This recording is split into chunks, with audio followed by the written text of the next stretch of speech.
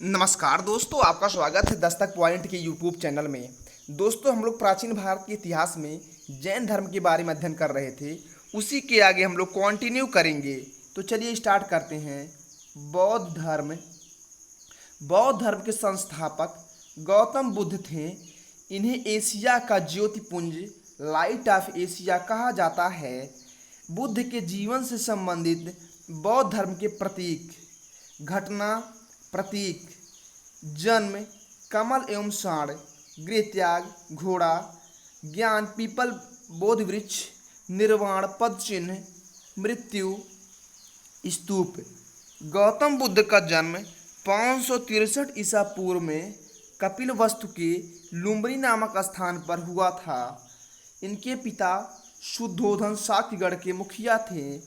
इनकी माता माया देवी की मृत्यु इनके जीवन के 7वें दिन ही हो गई थी। इनके लालन पालन इनकी सौतेली माता प्रजापति गौतमी ने किया था। इनके बचपन का नाम सिद्धार्थ था। गौतम बुद्ध का विवाह 16 वर्ष की अवस्था में यशोधरा के साथ हुआ। इनके पुत्र का नाम राहुल था। सिद्धार्थ जब कपिलवस्तु की सैर पर निकले तो उन्होंने 4 दृश्यों को क्रमशः देखा। 1 बूढ़ा व्यक्ति, 2 एक बीमार व्यक्ति, 3 शव, 4 एक सन्यासी। सांसारिक समस्याओं से व्यथित होकर सिद्धार्थ ने 29 वर्ष की अवस्था में गृहत्याग किया, जिसे बौद्ध धर्म में महाभिनिष्क्रमण कहा गया है। गृहत्याग करने के बाद सिद्धार्थ बुद्ध ने वैशाली के आलार कलाम में सांख्य दर्शन की शिक्षा ग्रहण की। आलार कलाम सिद्धार्थ के प्रथम गुरु हुए। आलार कलाम के बाद सिद्धार्थ ने राजगीर के रुद्र करामुक्त से शिक्षा ग्रहण की। उर्वेला में सिद्धार्थ को कौंडिन्य, वंपा, भादिया, महानामा एवं अस्सागी नामक 5 साधक मिले।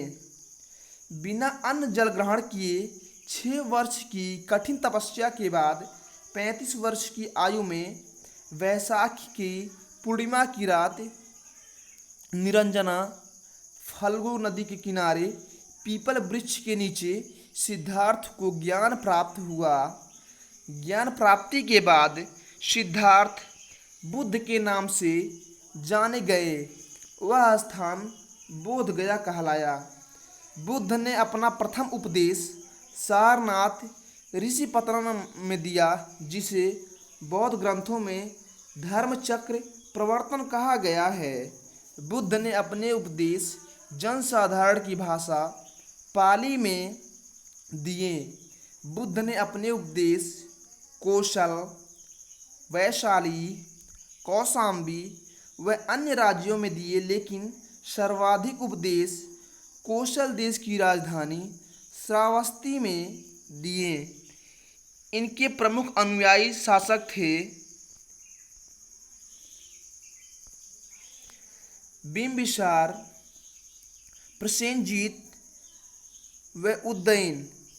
बुद्ध की मृत्यु 80 वर्ष की अवस्था में 483 ईसा पूर्व में कुशीनारा देवरिया उत्तर प्रदेश में चुंद द्वारा अर्पित भोजन करने के बाद हो गई, जिसे बौद्ध धर्म में महापरिनिर्वाण कहा गया है।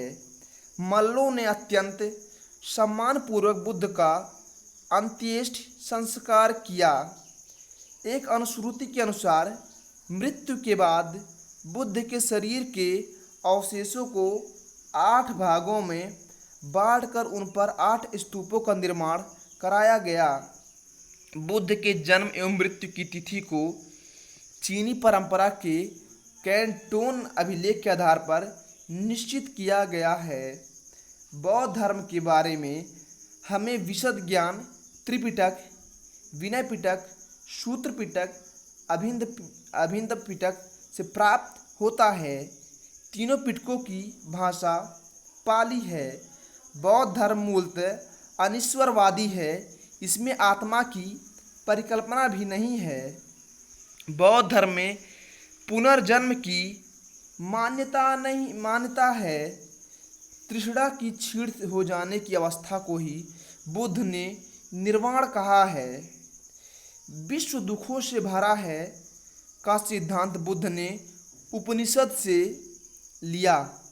बुद्ध के अनुयायी दो भागों में विभाजित थे। वन भिक्षुक, बौद्ध धर्म के प्रसार के लिए जिन्होंने संन्यास ग्रहण किए उन्हें भिक्षुक कहा गया। सेकंड उपासक, गृहस्थ जीवन व्यतीत करते हुए बौद्ध धर्म अपनाने वालों को उपासक कहा गया। बौद्ध संघ में सम्मिलित होने के लिए न्यूनतम आयु सीमा 15 वर्ष थी। बौद्ध संघ में प्रविष्ट होने को उपसंपदा कहा जाता है। बौद्ध धर्म के त्रिरत्न हैं बुद्ध, धम्म एवं संघ। बौद्ध सभाएं, सभा, समय, स्थान, अध्यक्ष, शासनकाल। प्रथम बौद्ध संगीति 483 ईसा पूर्व, राजगृह महाकश्यप अजातशत्रु। द्वितीय बौद्ध संगीति 383 ईसा पूर्व, वैशाली सबाकामी कालाशोक। तृतीय बौद्ध संगीति 255 ईसा पूर्व, पाटलिपुत्र मोगलीपित्तित्स अशोक। चतुर्थ बौद्ध संगीति प्रथम शताब्दी, कुंडलवन वसुमित्र अश्वघोष कनिष्क। चतुर्थ बौद्ध संगीति के बाद बौद्ध धर्म दो भागों में हीनयान एवं महायान में विभाजित हो गया। बौद्ध धर्म के महायान संप्रदाय का आदर्श बोधिसत्व है। बोधिसत्व दूसरे के कल्याण को प्राथमिकता देते हुए अपने निर्वाण में विलंब करते हैं। हीनयान का आदर्श आहर्त पद को प्राप्त करना है। जो व्यक्ति अपनी साधन से निर्वाण की प्राप्ति करते हैं उन्हें आहर्त कहा जाता है।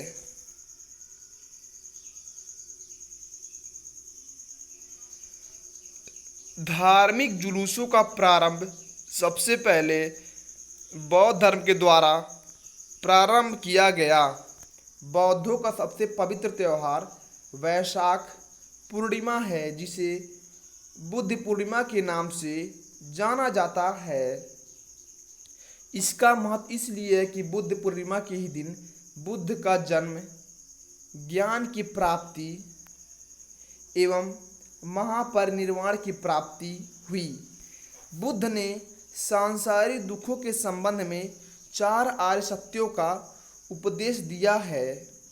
ये हैं 1 दुख, 2 दुख समुदाय, 3 दुख निरोध, 4 दुख निरोधगामिनी प्रतिपदा।